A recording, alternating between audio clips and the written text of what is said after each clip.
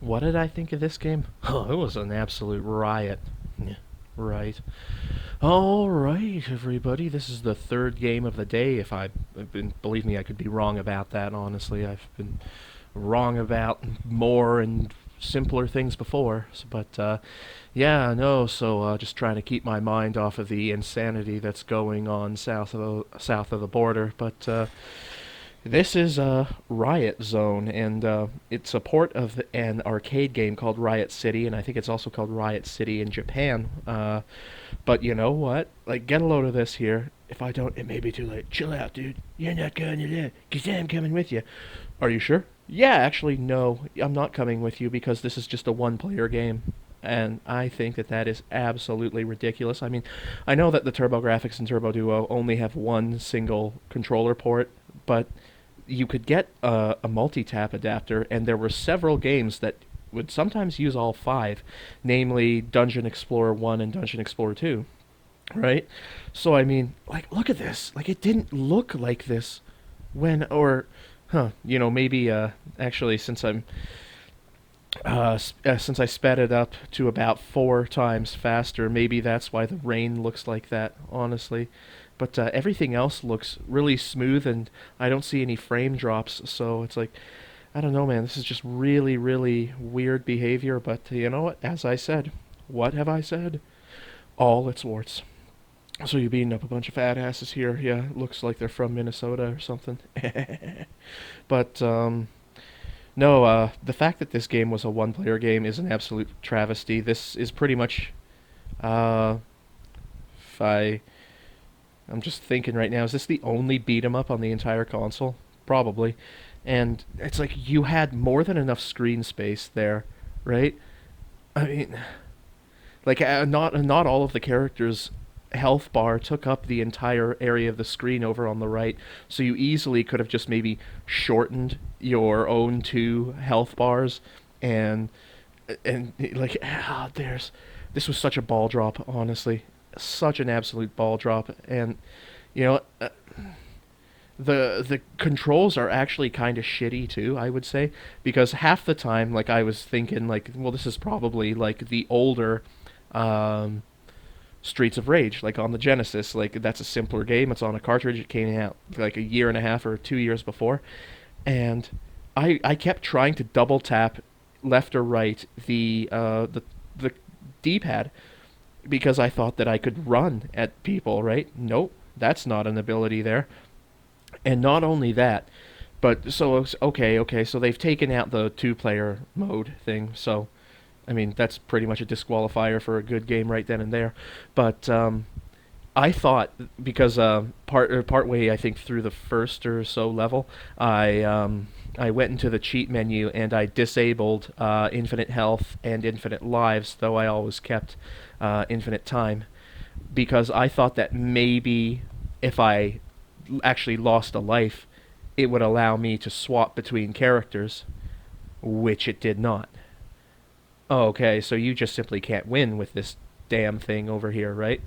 So, yeah, I mean, this is it's it's bare bones. It's bare bones doesn't even come close to describing it. Okay, so that was round one, because I thought that that was I thought that there were going to be 6 stages there. Okay, and then round two, I guess I wasn't really paying attention there. Round two was that whole thing there, because I thought that since I had started it on easy difficulty, that I thought that I probably wouldn't be able to play through the entire game. And I thought, that would have been shitty. Here I go, turning on the codes again, because I'm just like, yeah, this is it's just an exercise in futility. But so I thought that if I changed the difficulty to easy, then I wouldn't be able to complete the game.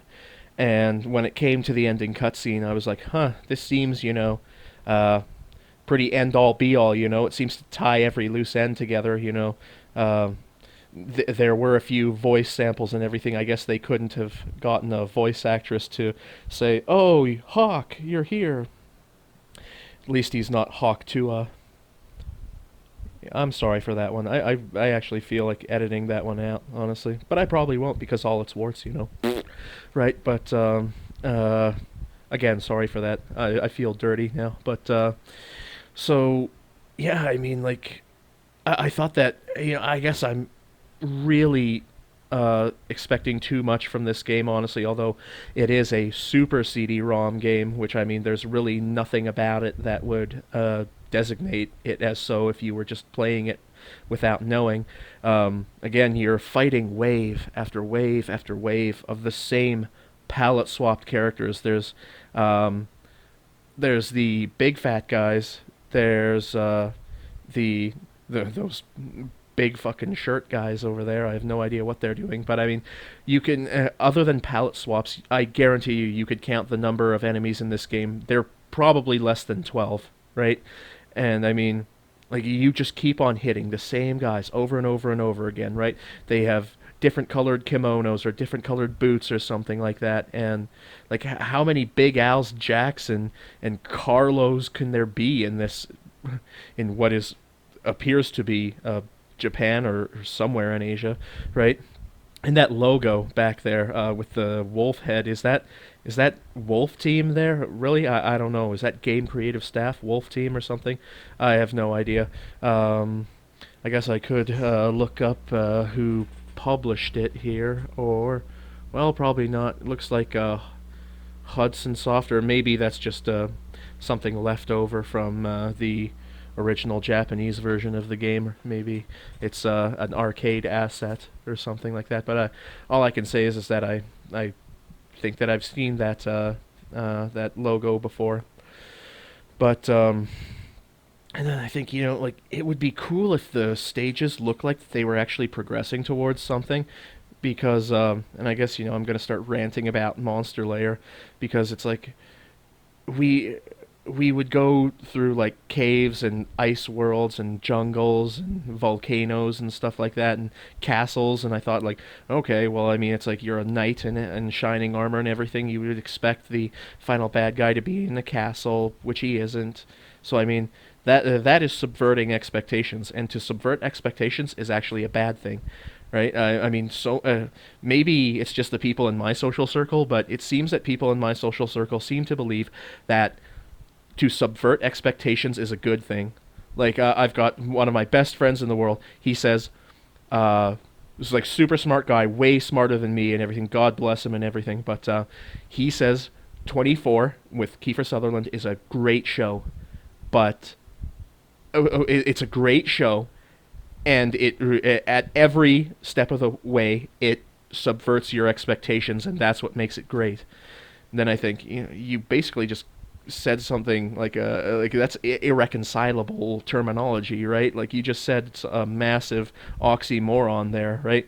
And I don't know, like, because I had heard him use the term subverting expectations in a favorable way, and that's what I had thought about it, right? And then I had talked about it to other people in my family, and it's just like, oh yeah, this show is so great because it subverts your expectations, and they look at me like, are you high or something? I'm just like, huh, weird. But you know what? Hey, that's life.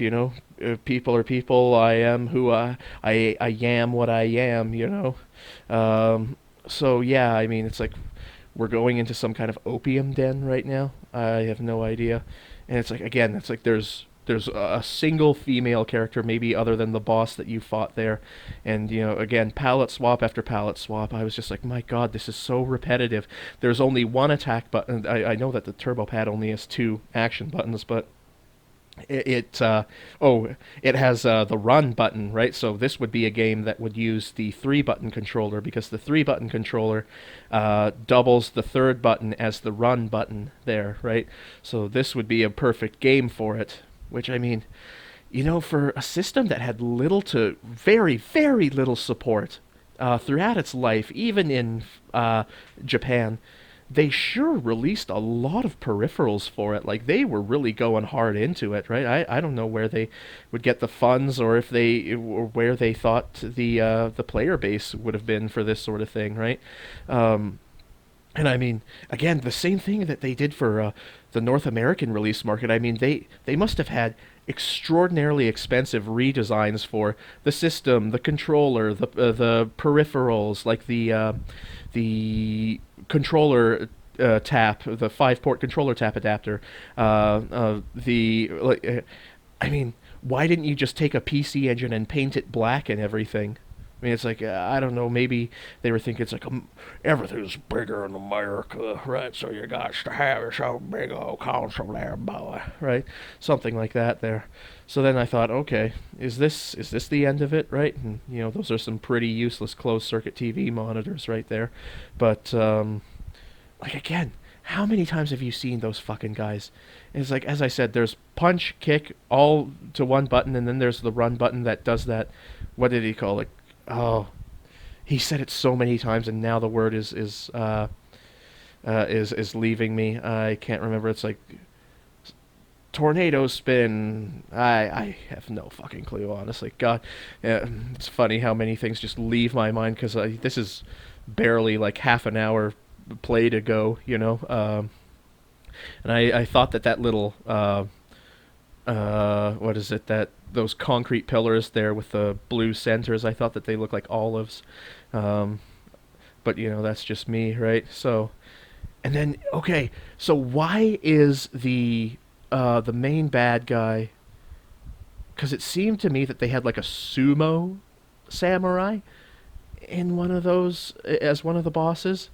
And then they had this area which had like samurai paintings on it and everything, and iconography and everything like that. And I was thinking, like, there are certain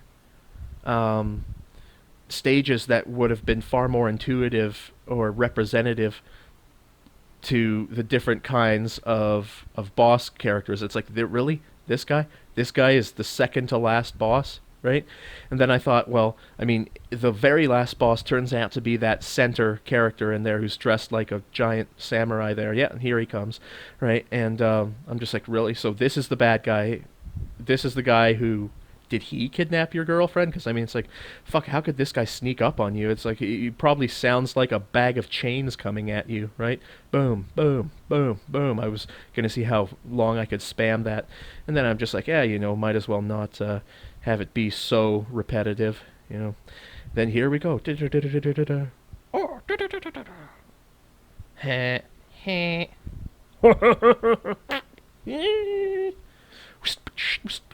ah, no, I have epilepsy. Ah.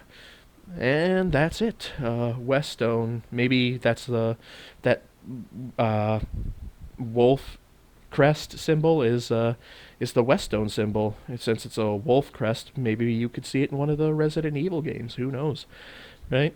And they said where's. They spelled where's wrong. I'm just like, really? Like, gigantic text, honestly. And you got it wrong. This pissed me off right here. Trying to enter in my name, I was just like, what the fuck, bro? Like, this isn't enough time to do it. It's so unintuitive. It's so clunky. Like, what the fuck is this, man? Like, I had to rewind it several times. And, like, oh, jeez. All right, well, I can see that we're coming to the end of it. And I guess, you know what? This is Riot Zone. I played it. One character. I'm not going to play another character. Fuck the other guy. I don't care. I had a good time. It was a cool game. Peace. Skwatter out.